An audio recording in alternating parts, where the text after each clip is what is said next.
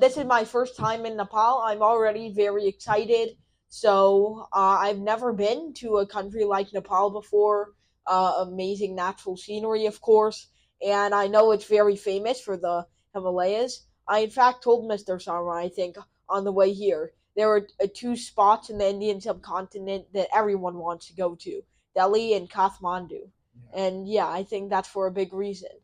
So I'm very excited to be here. I really hope that all of the students at AITM College and all of the people I'll be lecturing to will definitely be enlightened by this experience. And I hope that the talk show that I'll be conducting on Sunday will also go very well. We'll open up some new thoughts, some new lines of discussion, and hopefully enlighten a lot of people about things they didn't know before about my personality, my past experiences, uh, my journey, etc.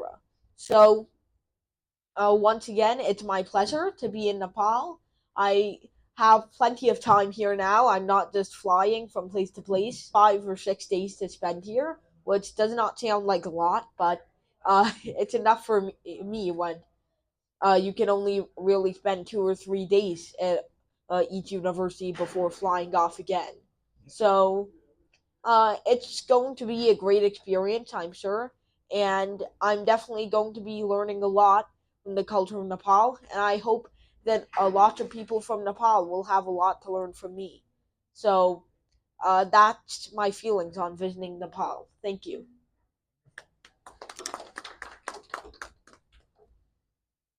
When did you realize that you could solve the complex mathematics and physics problems? Okay, so I realized that when I was, I guess 2 or 3 years old, or rather, I didn't realize it, but my mom and my dad realized it for me because I was just sitting there like a small child. My dad was an advanced math student at Columbia. He was working on his PhD in math. He still is. He's kind of putting it on hold to help me, but uh, essentially he was doing lots of hard work on math, and I was looking at the whiteboard, and I was thinking, this doesn't make any sense. I have to understand. So I tried reading any book I could. Of course, they were far below PhD level at the time that was reading them, 2 or 3 years old. And eventually, when my mom started teaching arithmetic, she started seeing results. So when I was 2 years old, one day she was saying, "All right, Saborno, let's review some arithmetic." Okay, so what is 2 plus 3? I said 5. But okay, mom, if 2 plus 3 is 5, what is 2x plus 3x? And then she said, "Oh wow, you're moving quickly, huh? It's 5x. All right, don't try asking any more questions. All right, now tell me, what is 3 times 4?" And I said, "Okay, I think that's 12. But mom, tell me this. If 3 times 4 is 12, what is 3x times 4x?" And then she was really stumped. She didn't really know what to do next if I was already moving this fast. So she called my dad because she knew he always had the best knowledge in math and physics. So my brother was still in, I think, middle school at the time, so he didn't have that much interest in math or physics. So my dad was very excited to start teaching me. So he gave me all the textbooks he just had lying around in his closet. Uh, Probably overdue library books, but so I looked through all of the textbooks. At first, they seemed very hard to surmount. It's like the it's like things like derivatives and integrals scared me. They were like repulsive, and I didn't want to open up the book to see them. So eventually, though, they stopped being scary math jargon, and they started being things that I could actually touch, that were actually tangible and that I could use. And at this stage of learning, of course, there were still there were still things that to me are scary math jargon, like topology, modular spaces, all of cylindrical coordinates, etc. So, uh, of course, there is always a process of learning, and you keep going through it. Even when you think you're getting more and more advanced, there's always something you don't know. It's not like there's a person out there who knows every branch of math. It's just too big. So it's like trying to climb up every. Wait, no. I was about to make a Mount Everest joke, but no, that's not going to work. Okay. So, yeah, essentially, that was my learning process. So, uh, my dad helped me as much as he could by himself and with his textbooks. And once that resource finally ran dry when I was 8 or 9 years old, he contacted a few universities around my state. I asked them, please enroll me in whatever math courses you have. They have to be after 2:40 because I mean I'm still in school, so I got to get there on time. So uh, graciously, two of the best schools actually in New York, so Stony Brook University and New York University, allowed me to take those classes there, and that's how I've been advancing my knowledge ever since. So, of course, learning is still a process that I'm undergoing, and all of us are going to undergo. Even established math professors and researchers have to undergo it at some point. You don't just freeze and learn everything after some point in time. That's why it's important to understand that you will never know everything. So you don't have to act like a know it all. So, uh, I guess I kind of rambled a little bit, to be honest, but that's been my process of learning, and that's what I think about how other people might learn mathematics. Any question?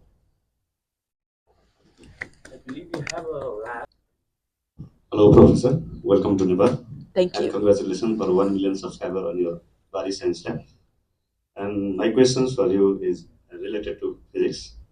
I will feel very happy if you put some concept or opinion on about supersymmetric particle that potentially contributing the phenomena of dark matter and dark energy. Thank you. Okay. That's a very interesting question. My strong suit is in math, not physics, but I'll still try to answer that. So, as far as I'm aware, dark matter, dark energy, all those kind of things, there are many possible explanations for them. Supersymmetric particles are just one. I believe. So we're trying to pull anything out of the bag just to see if it fits the requirements. It's like we're testing out Cinderella's shoe right now, and essentially dark matter and dark energy are just uh, our term for the fact that we are really bad at measuring how much matter is in the universe because I get the stress energy tensor suggests there should be a lot more mass than there is right now that we can observe. So the mass that we can observe right now is hypothesized to be only 20% of the stuff that's totally there. But then, how does that explain how the other 80% have completely no gravitational influence? They're not influenced by light. Ordinary baryonic particles can go through them, etc. So, if this kind of matter exists, it certainly has different properties from the regular kind of matter. Or maybe this is just some measuring discrepancy that will never be solved. Who knows? Like that cosine paradox thing. So, once again, I don't think there is anything that will fit the bill, not including supersymmetric particles. Perhaps this is just something that will remain unsolved, or perhaps we've just made some sort of measurement error, accounted for something that's not there, etc. Because there has to be some sort of resolution for this, unless we've somehow finally found the mistake in all of math and physics, and we need to start from the top, which would certainly not be good. So that's my view on dark matter and dark energy. I don't think anything that we know of right now is going to fit the description of dark matter. But once again, I guess we have to just measure it and find out. Except that measuring it can actually be very hard sometimes. Query, you are talking about pure mathematics like topology, How you connect pure mathematics with physical phenomena in your recent work?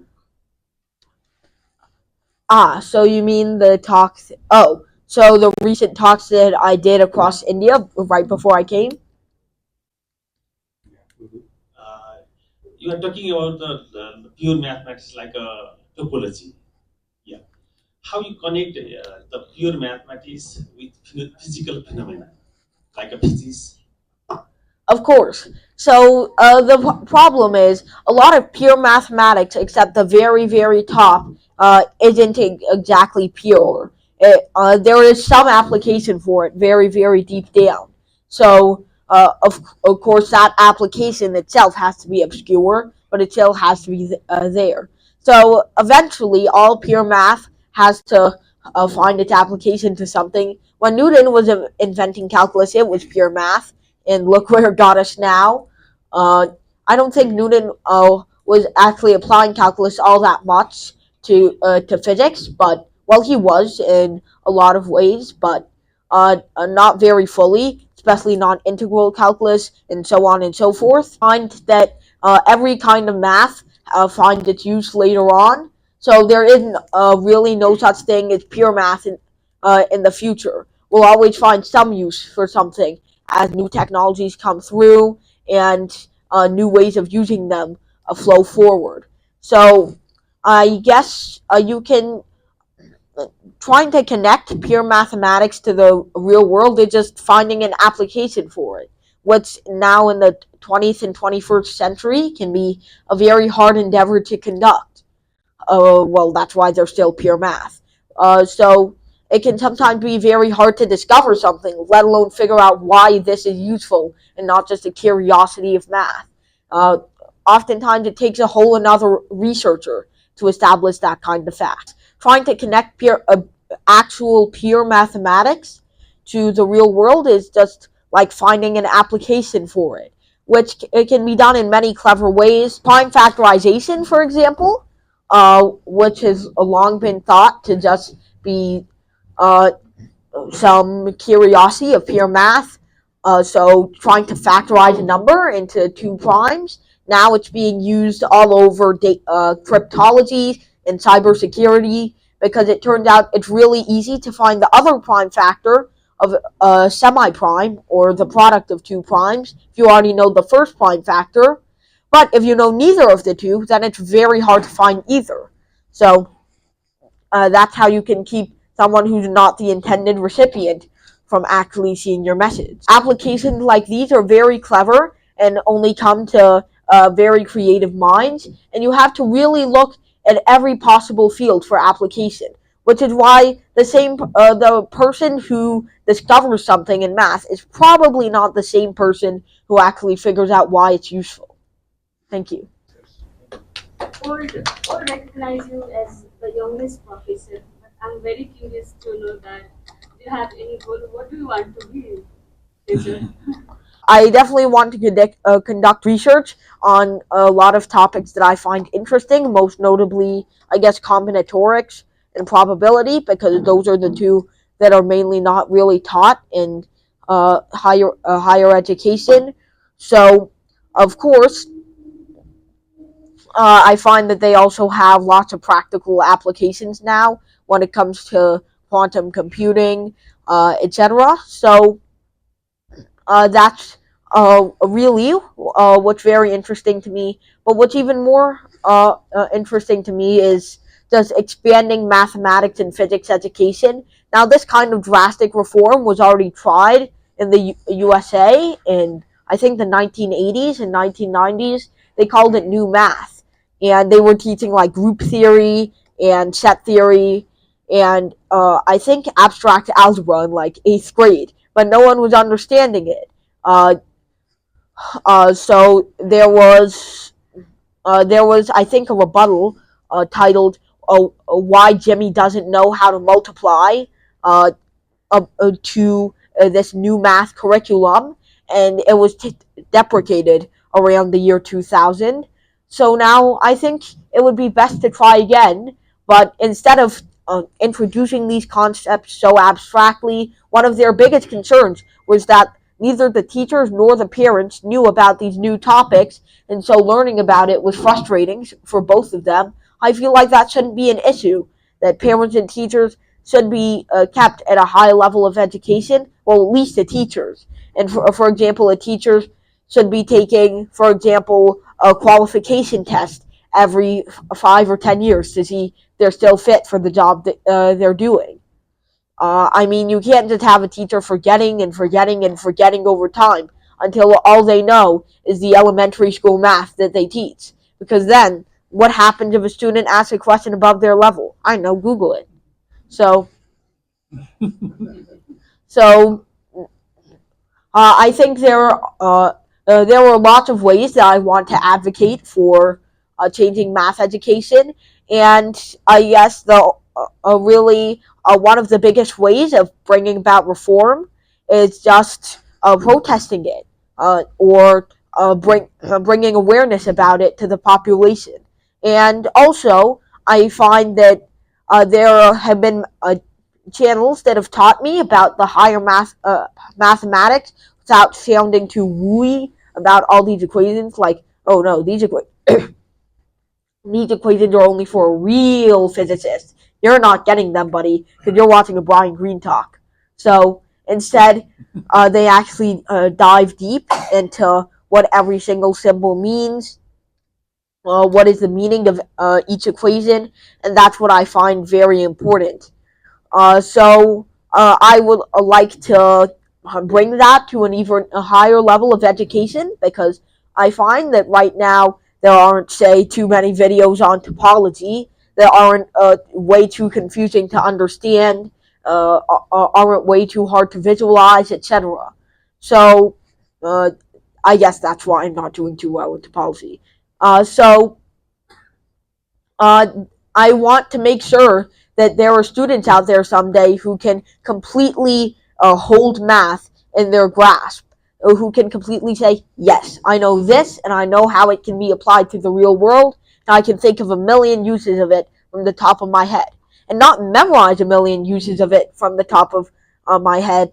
That's that's not the right way through it, because right after the exam they'll all spill out and you'll have no memory of anything. Yeah, that's what happened for my biology class. So trust me, I have experience about that happening.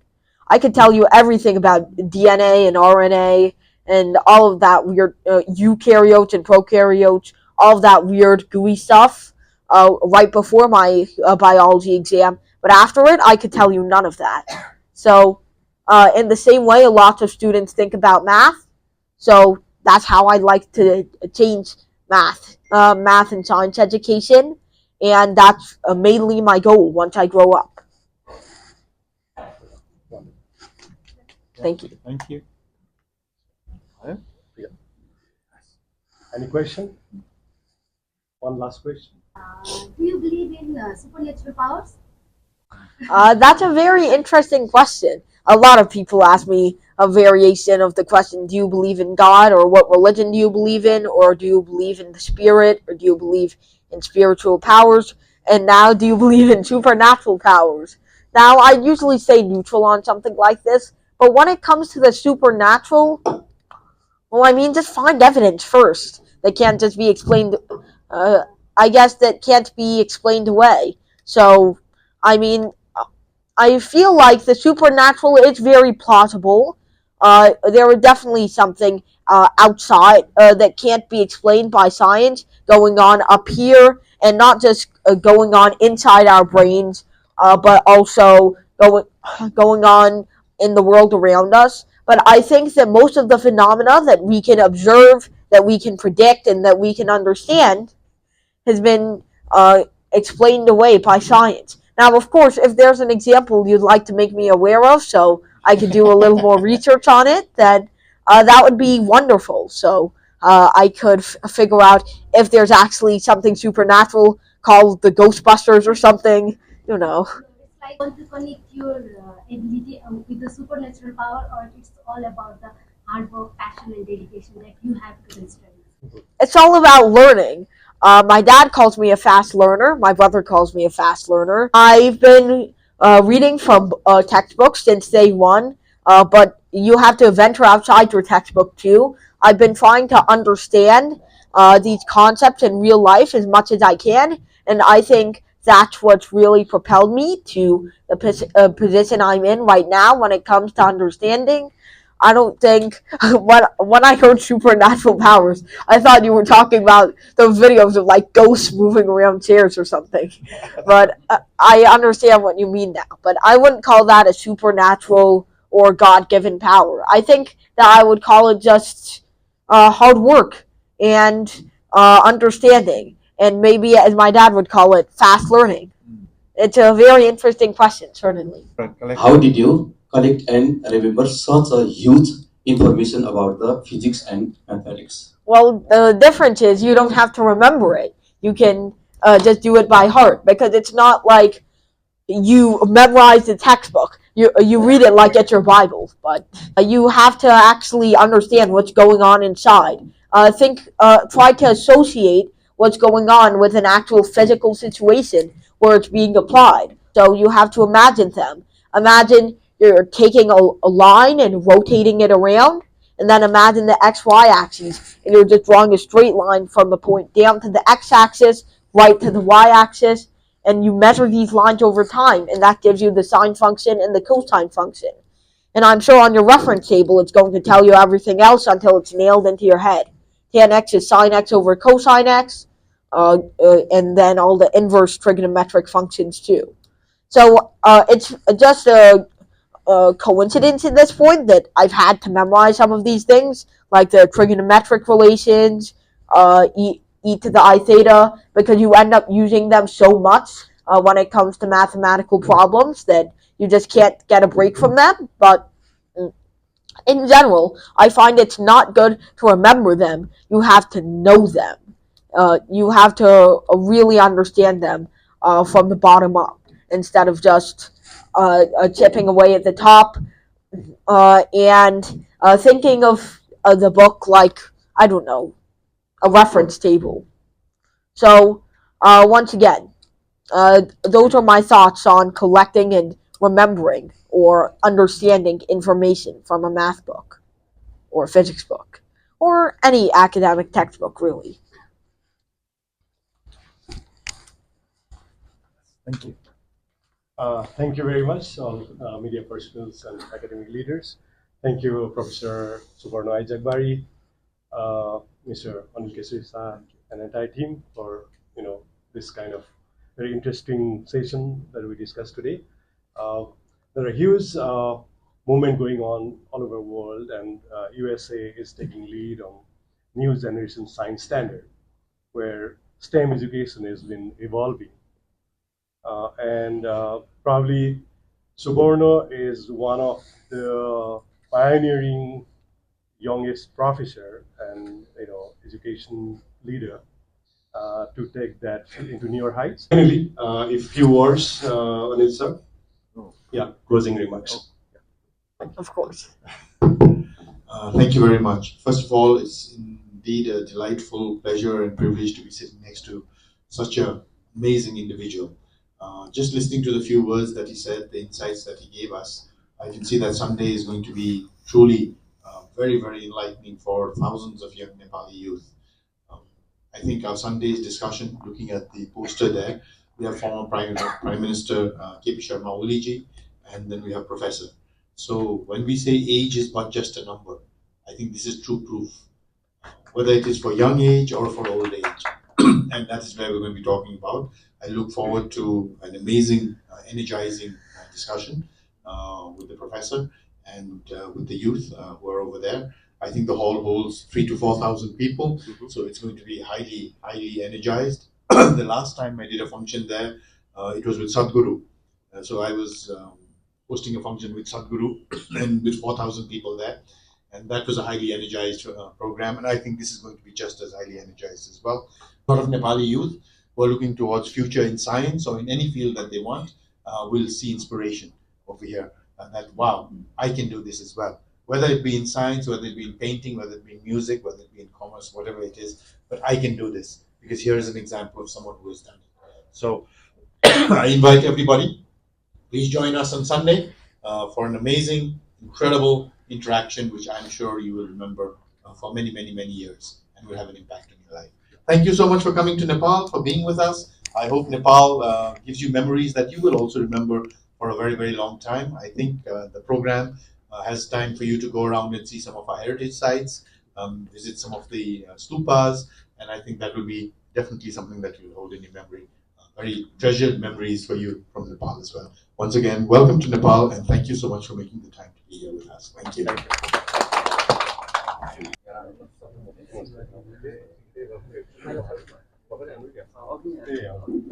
Thank you so much. I look forward to seeing you on Sunday. Of course. Yes.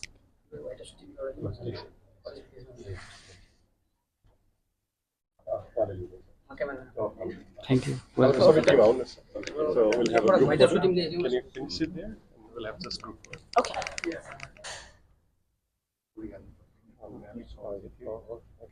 Okay. Rajesh sir, అవును sir అవును sir అవును sir అవును sir join